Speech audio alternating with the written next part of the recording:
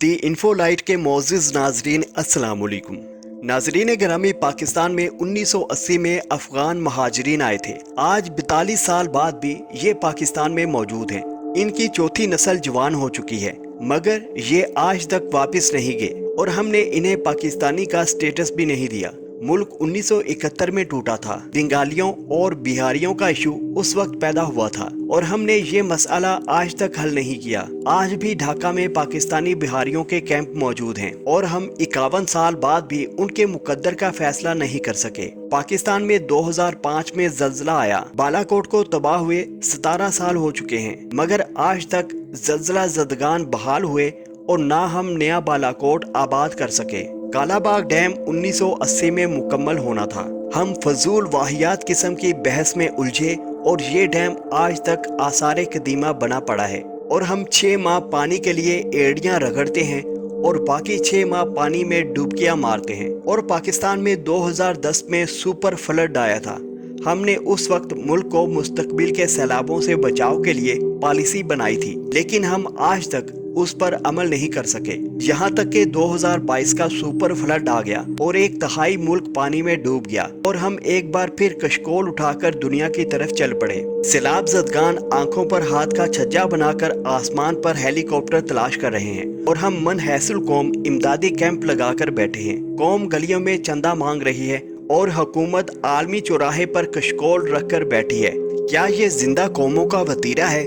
क्या हमारे अंदर अपने लोगों के रिलीफ और रेस्क्यू की सलाहियत भी नहीं? हम अगर ये भी नहीं कर सकते तो फिर बेहतर होगा हम ये मुल्क अक़वाम मुत्तहिदा के हवाले कर दें या फिर चीन को दे दें। हमारे मुल्क के तमाम मसले अगर दूसरी अक़वाम ने ही हल करने हैं तो फिर हम ये मुल्क उन्हें लीज पर क्यों नहीं दे देते, ताकि अवाम को कम अज कम नींद और पेट भर कर रोटी तो मिल सके।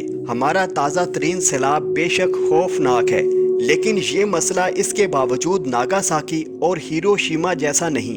जापान ने अगर अपनी आवाम को 2 एटमी बमों की तबाही से निकाल लिया था, तो क्या हम अपनी कौम को सैलाब के पानी से नहीं निकाल सकते?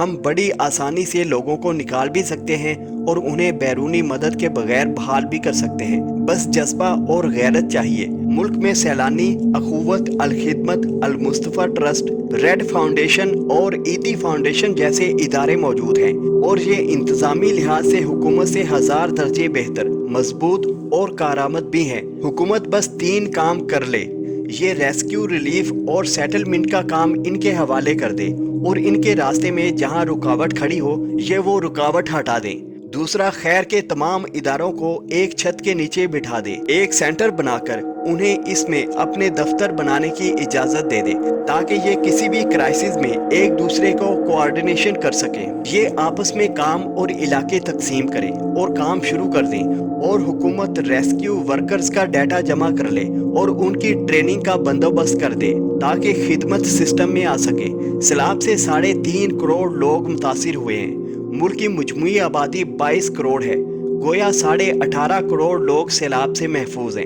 ये 18.5 करोड़ लोग बड़ी आसानी से 3.5 करोड़ लोगों का बोझ उठा सकते हैं। आपने बस इन 18.5 करोड़ लोगों में से सिर्फ ऐसे 3.5 करोड़ लोग तलाश करने हैं जो 3-4 माह तक 3.5 करोड़ लोगों को राशन और कपड़े दे सकें, और आप इसके बाद 3.5 करोड़ मुतासरीन और 3.5 करोड़ डोनर्स को NGOs में तकसीम कर दें और यूं इब्तदाई मसला हल हो जाएगा। आप डोनर और ज़रूरतमंद के दरमियान राब्ते का काम अल खिदमत को सौंप सकते हैं। ये लोग 1 माह के अंदर ये जॉब मुकम्मल कर देंगे। सैलाब ने 10 लाख घर तबाह कर दिए। इनमें से 90% घर कच्चे और देहाती थे। उनकी बहाली के लिए ज्यादा से ज्यादा 1 लाख रुपए फी घर चाहिए। क्या हम मुल्क में से 10 लाख ऐसे लोग तलाश नहीं कर सकते जो फीकस 1 लाख रुपए दे सके? 10 लाख लोग फीकस 1 लाख रुपए और 10 लाख मकान बहाल, ये कितनी बड़ी साइंस है। आप ये काम अखुवत को सौंप सकते हैं। सैलानी ट्रस्ट रोजाना 2 लाख लोगों को खाना खिलाता है। ये लोग फूड के एक्सपर्ट हो चुके हैं। आप इन्हें राशन की जिम्मेदारी दे दें। ये काम उनके लिए बहुत आसान है। ये लोगों को भूखा नहीं मरने देंगे। रेड फाउंडेशन मुल्क में 400 स्कूल चला रही है। हुकूमत मुतासरा इलाकों के स्कूलों की बहाली की जिम्मेदारी इसे दे दे। ये चंद माह में स्कूल आबाद कर देगी। मुतासरीन को कपड़े और कंबल फराहम करने की जिम्मेदारी ईदी फाउंडेशन या पाकिस्तान लंडा एसोसिएशन को दे दे। हुकूमत भी अगर दूसरे मुल्कों से मदद लेना चाहती है तो ये कैश और सामान के बजाय दूसरे मुल्कों से जानवर मांग ले। आप ऑस्ट्रेलिया, न्यूजीलैंड, हॉलैंड और अमेरिका से गाय और भैंस ले। आप ईरान, तुर्की, अफ्रीका के डोनर्स मुल्कों से भेड़ें और बकरियां लें और यूरोप से बीज मांग लें और ये मुतासरा लोगों में तकसीम कर दें। उनका मुकद्दर बदल जाएगा। सैलाब में 10 लाख मवेशी बह गए हैं। हम अगर उन लोगों को रकम देंगे तो ये ज़ाया हो जाएगी और ये लोग अगले बरस दोबारा इमदाद के लिए सड़कों पर बैठे होंगे।